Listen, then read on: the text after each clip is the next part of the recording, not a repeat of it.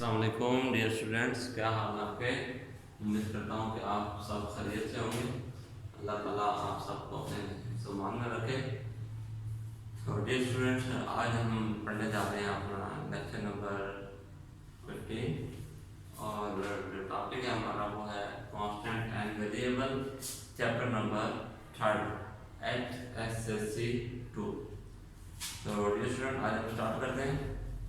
हमारे जो आज टॉपिक है वो है कांस्टेंट एंड वेरिएबल, कि हमारे पास कांस्टेंट क्या होता है, वेरिएबल क्या होता है, इनके दरम्यान में डिफरेंस क्या है। ये आपके पेपर पॉइंट ऑफ व्यू से बहुत इंपॉर्टेंट क्वेश्चन है कि what is a constant and what is a variable. या क्वेश्चन आपके पास आ सकता है difference between variable and constant. तो हम डिस्कस करते हैं इसको कि हमारे पास कांस्टेंट क्या चीज़ होती है और वेरिएबल क्या चीज़ होती है हमारे पास।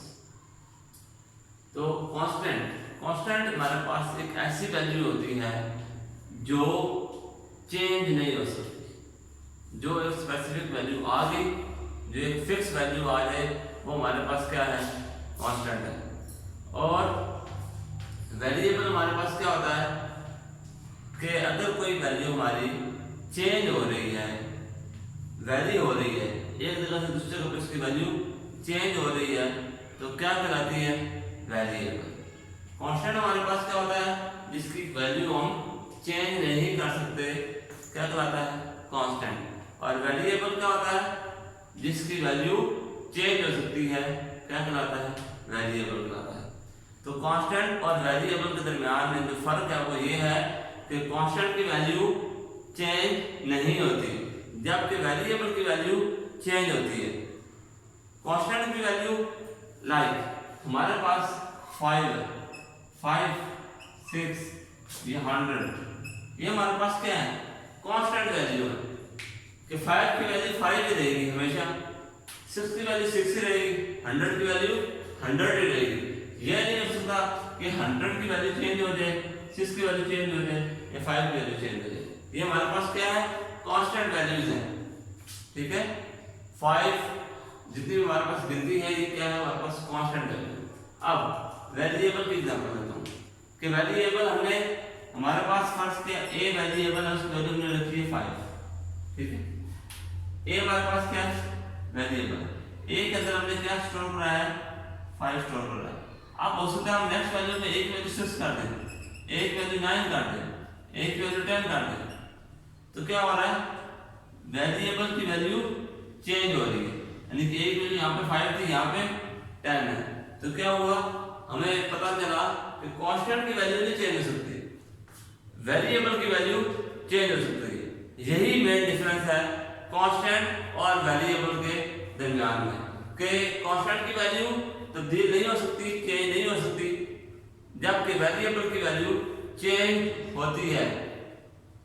आप उसकी वैल्यू कोई भी हो सकती है, उसकी वैल्यू, और डिफरेंट जगह पर उसकी वैल्यू डिफरेंट होगी।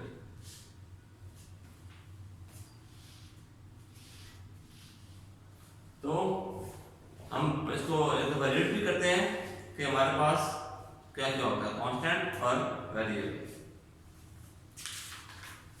कांस्टेंट हमारे पास होता है in computer programming, a constant is a value that does not change during execution of program, के प्रोग्राम के अंदर जो हमारी कांस्टेंट वैल्यू है वो कभी भी चेंज नहीं होगी। Does not change the value of constant in program execution, के प्रोग्राम एग्जीक्यूशन के दौरान आपकी वैल्यू चेंज नहीं होगी। A computer, a constant can be a number, a character और a character string. A character string अब आगे पढ़ेंगे, कहता है ये होती क्या है, is a sequence of character, a sequence of character, a sequence of any number character, ठीक है। sequence of character A B C D या 1 2 3 इस तरह सीक्वेंस होगा, उसको क्या कहते हैं, स्ट्रिंग कहते हैं। some example of constant are 42, 7.25 and computer respectively C++। ये क्या है हमारे पास इन C++ में, ये भी मैंने आपको एग्जांपल भी बोली है, ये एग्जांपल हैं कांस्टेंट वैल्यूज की।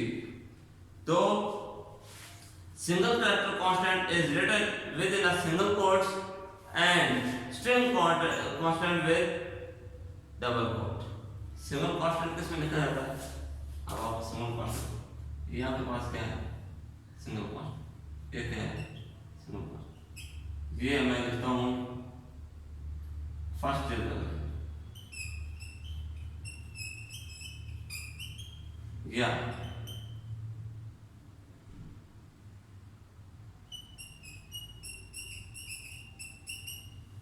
तो ये क्या हुआ हमारे पास? एक सिंगल कांस्टेंट था और एक डबल कांस्टेंट। ठीक है,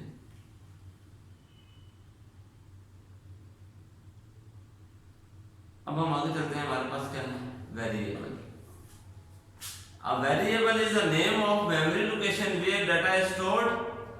कहते हैं वेरिएबल किस चीज का नाम होता है जहां पर हमारा डाटा क्या होता है मेमोरी के अंदर स्टोर हो रहा होता है, वो क्या कहलाता है? Variable.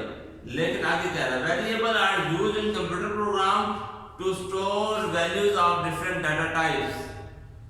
The data stored in a variable may change during program execution।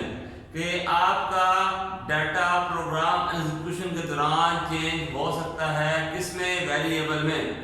Variable की वैल्यू प्रोग्राम एग्जीक्यूशन के दौरान चेंज हो सकती है।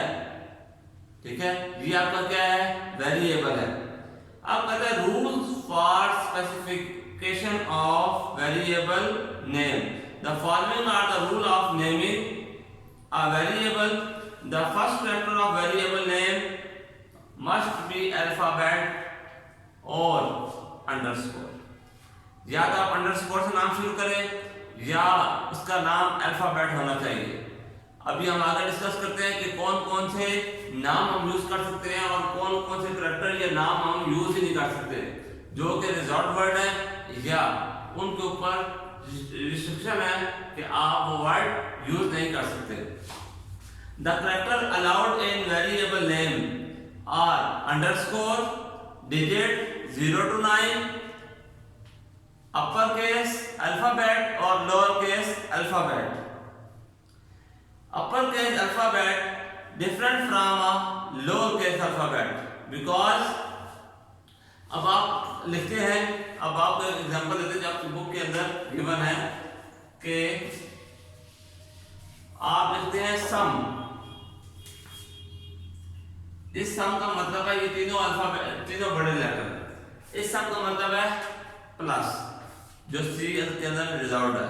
ठीक है, अब आप लिखते हैं छोटे वाला लोअर अल्फाबेट सम, तो आप ये डिक्लेयर कर सकते हैं, आप ये नाम बढ़ा सकते हैं। या फिर आप पहला नाम बड़ा कर दें, दूसरे नाम छोटे कर दें। पहला अपर केस में और दूसरे दोनों लोअर केस में। तो ये दोनों नाम आपको अलाउड है। पहला नाम आपको अलाउड नहीं था, उस सम का मतलब है प्लस। ठीक है, ये इस अपर केस और लोअर केस में थोड़ा सा डिफरेंस लाजमी कर है। The underscore generally is used to improve readability. For example, our time may also written as our time। अब ये अंडरस्कोर हम इसलिए लगाते हैं क्योंकि आपको स्पेस और कॉमा की इजाजत नहीं होती। जब आप अपना आइडेंटिफाई कर लेते हैं या आप उससे इनिशियलाइज करा लेते हैं वेरिएबल जो कांस्टेंट को, तो क्या होता है आपके पास स्पेस की इजाजत नहीं होती। आपने क्या करना है, आप लिखते हैं जिससे उसने एग्जांपल दे दी आवर टाइम, यानी कि जुड़े अल्फाज। आप चाहते हैं इनके दरमियान में गैप होना चाहिए, स्पेस होनी चाहिए, तो क्या होगा, आप लिखेंगे आवर अंडरस्कोर। इससे ये फर्क पड़ेगा, ये जगह तो लेगा लेकिन अब आपको उसका फर्क नजर आ जाएगा कि बीच में स्पेस आपने डालने से जो कि आपको अलाउड नहीं है। ठीक है, अब आपने जब ये ओवर टाइम लिखा तो फिर इस तरह आपको समझ आ रहा। इस तरह बड़े बड़े वर्ड्स होते हैं। ठीक है, उसके दरमियान में आपने क्या करना है, अंडरस्कोर आपने डिफाइन करना है या डाल देना ताकि आपको इजीली अंडरस्टैंड हो जाए। कहता special symbol such as dollar sign at the rate of percentage hashtag जो है वो आपको अलाउड नहीं है। ब्लैंक स्पेस और कामा आर नॉट अलाउड, ये भी नॉट अलाउड है कि आपने कोई आपने कोई स्पेस डालनी है या आपने कोई कामा डालना है, ये भी आपको नॉट अलाउड है। Reserved word of C++ are not allowed to use the variable name. आप वेरिएबल नेम के तौर पर जो C++ के रिजर्व्ड वर्ड है वो आप यूज नहीं कर सकते।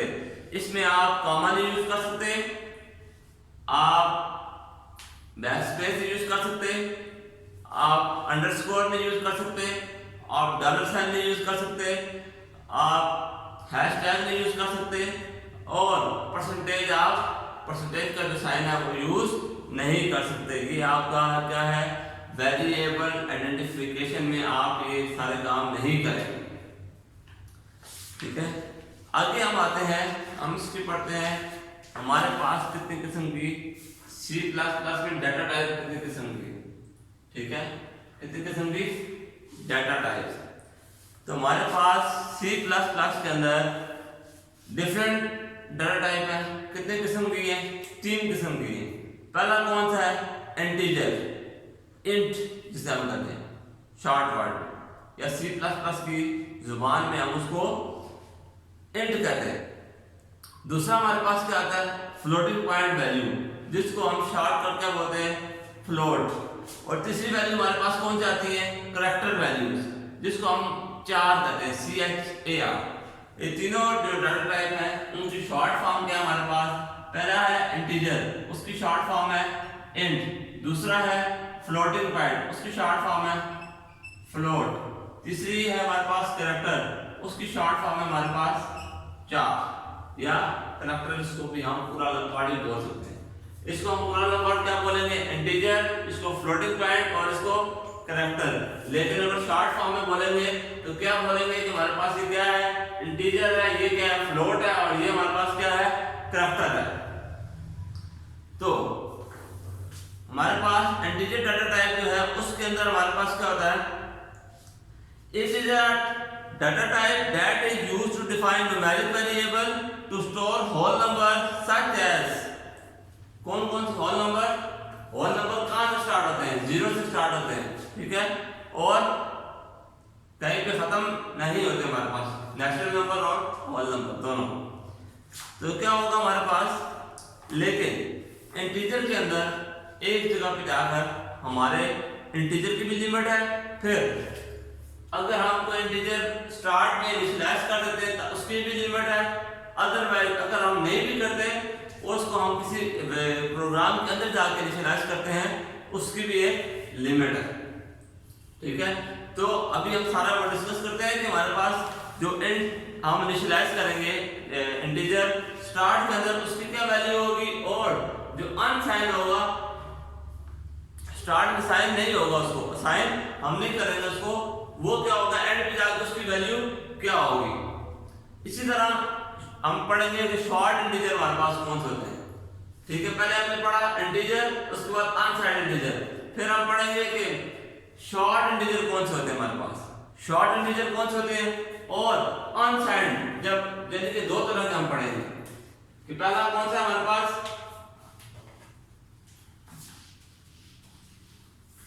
पहले टाइप हमारे पास इंटीजर, दूसरी है अनसाइंड इंटीजर या एंड, तीसरी क्या है, शॉर्ट एंड यानी कि शॉर्ट इंटीजर, और चौथी क्या है, अनसाइंड शॉर्ट एंड। इसके बाद पांचवी कौन सी है, लॉन्ग एंड, और फिर क्या आएगा, अनसाइंड लॉन्ग एंड। ठीक है, ये हमारे पास 6 किस्म के टाइप्स आएंगे। पहले में इंटीजर की वैल्यू क्या होगी, उसकी लिमिट क्या है, रेंज क्या है उसकी, वो हम बताएंगे।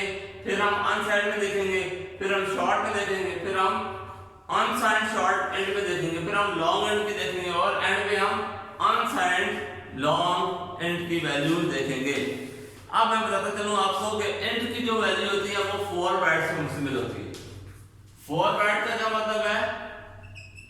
4 बाइट्स, यानी कि हमारे पास एक जो बाइट होता है वो 1 बिट के बराबर होता है। 1 बाइट इसके बराबर होता है 8 बिट। ये कितने बाइट्स हैं?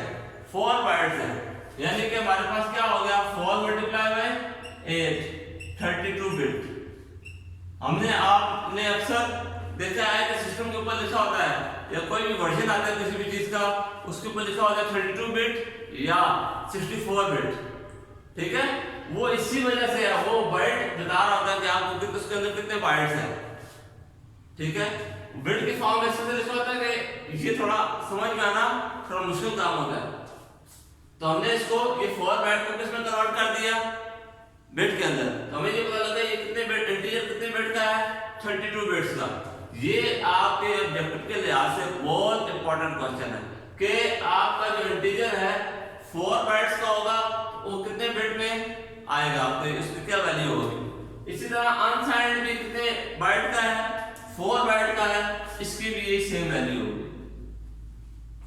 उसके बाद आता है शॉर्ट एंड। शॉर्ट एंड जो होता है वो आपका 2 बाइट्स से मुश्तमिल होता है। कितने बाइट्स पे? 2 बाइट्स पे। तो आप क्या करते हैं?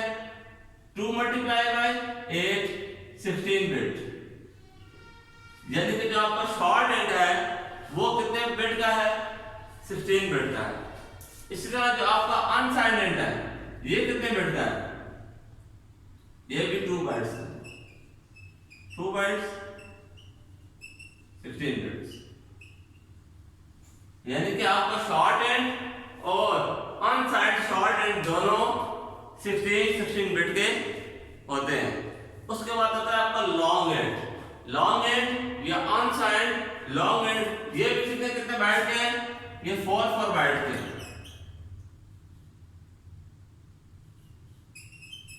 ये कितने बाइट्स के? 4 बाइट्स के। तो कितने बिट बने? 32 बिट। अनसाइंड का भी यही बनेगा। ये कितने हो गए? 32 बिट्स के दो हमारे पास लॉन्ग एंड और अनसाइंड लॉन्ग एंड कितने बिट होंगे हमारे पास? 32 बिट्स के होंगे दोनों। तो इसकी जो रेंज है वो आपके बुक में गिवन है। ठीक है, वो बुक में पेज नंबर आपने देखना है 46, उसके ऊपर आपको उनकी रेंज मिल जाएगी। ठीक है, जो शॉर्ट एंड है उसकी रेंज मैं बता देता हूँ आपको। उसकी रेंज शुरू होती है -32,768 टू 32,767। और अनसाइंड जो एंड है आपकी, जो अनसाइंड शॉर्ट एंड है उसकी है 0 से लेकर 65,535। आगे हम पढ़ते हैं, हमारे पास आता है फ्लोटिंग पॉइंट वैल्यू। कौन सी वैल्यू आती है? इंटीजर हमने डेटा लिया,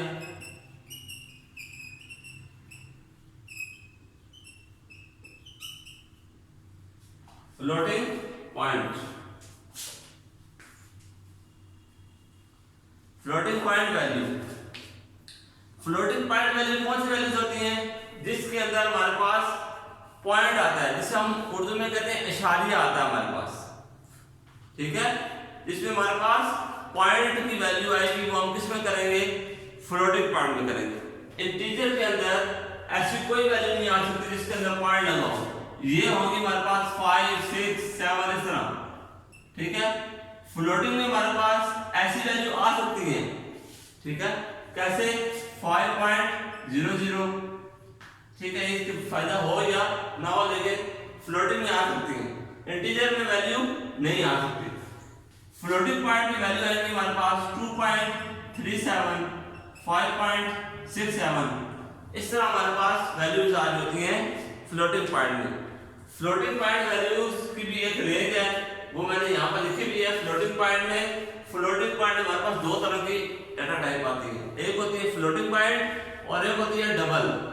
यानी कि फ्लोटिंग पॉइंट से भी एक अगला फेज है उसमें कि अब आपके वैल्यू पॉइंट के अंदर बहुत बड़ी है, फ्रैक्शनल वैल्यू है आपके पास, बहुत बड़ी वैल्यू है, तो वो कैसे डिफाइन करेंगे हम उसको? उसकी रेंज होगी कि 3.4 इनटू -38 पावर है उसकी।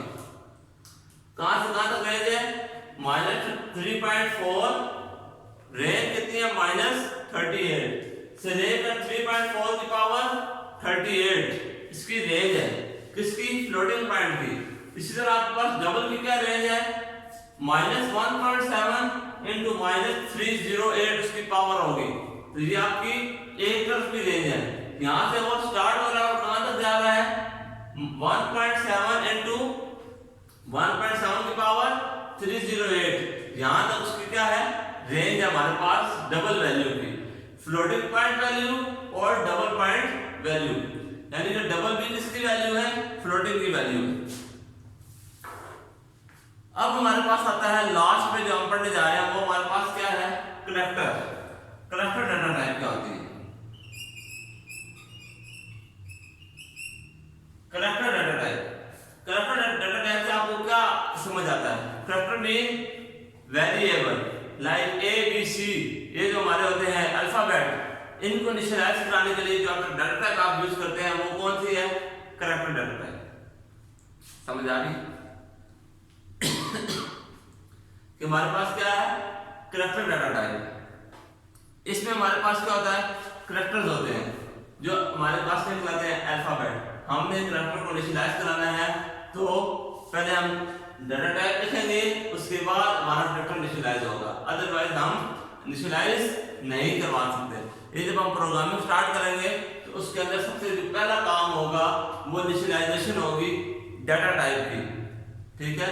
तो जब डाटा टाइप आपको पता होगी कि अब हमने किस तरह का काम करना है, किस तरह का प्रोग्राम बनाना है, किस तरह का सॉफ्टवेयर हमने करना है, तो उसमें आपको पता होगा कि आपने कौन सी वैल्यू लेनी है। अगर आपने इंटीजर वैल्यू लेनी है तो आपको पता होगा कि हमने इंटीजर को इनिशियलाइज कराना है और उसकी वैल्यू असाइन करनी है या हमने प्रोग्राम के अंदर असाइन करनी है।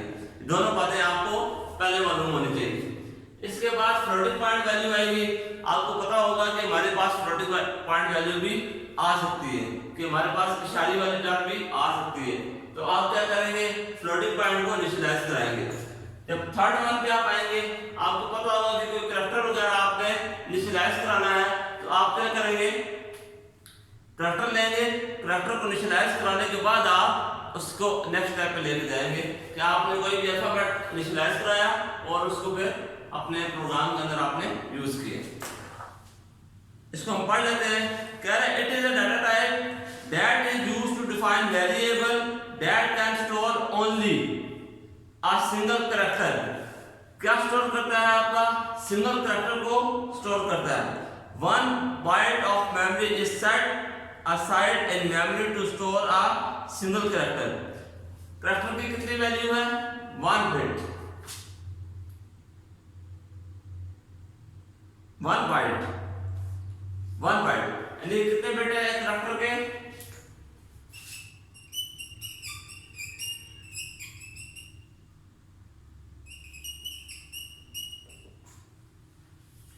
यानी कि कैरेक्टर में कितने बिट है? 8 बिट है। कितने बाइट का है? 1 बाइट का। ये जो है ना, ये छोटी छोटी बातें आपके ऑब्जेक्टिव के लिहाज से बहुत इंपॉर्टेंट है। The short form of character is char. A variable of type char, character बार बार कहना ठीक नहीं है। A variable of type char can store a lower case letter and upper case letter, a digit और a special character. ये in form पे मुश्तमिल हो सकता है। Some example of character that can be stored in a variable of type are, आपकी book में given है कि सिंगल कॉमा लगाया a प्लस %5, ये आपकी बुक में गिवन है। जो हम note that character are written within a single quotation marks। आप क्या करेंगे? ये आपके पास क्या है? कैरेक्टर से बहुत करेंगे जैसे जैसे आप इसको इनिशियलाइज करते हैं, ठीक है? अब हम आगे इसके बाद जो डिस्कस करेंगे वो होगा हमारा कांस्टेंट क्वालिफायर क्या होता है? Variable declaration, very important topic होगा हमारा नेक्स्ट लेक्चर में कि वेरिएबल डिक्लेरेशन एंड इनिशियलाइजेशन कैसे होती है उसकी। फिर हम उसको पढ़ेंगे टाइप कास्टिंग। ये तीनों टॉपिक जो है हम अगले जो है लेक्चर में डिस्कस करेंगे। तो डियर स्टूडेंट, किसी भी किस्म का कोई भी सवाल हो तो मुझसे आप पूछ सकते हैं। थैंक यू, अल्लाह हाफिज़।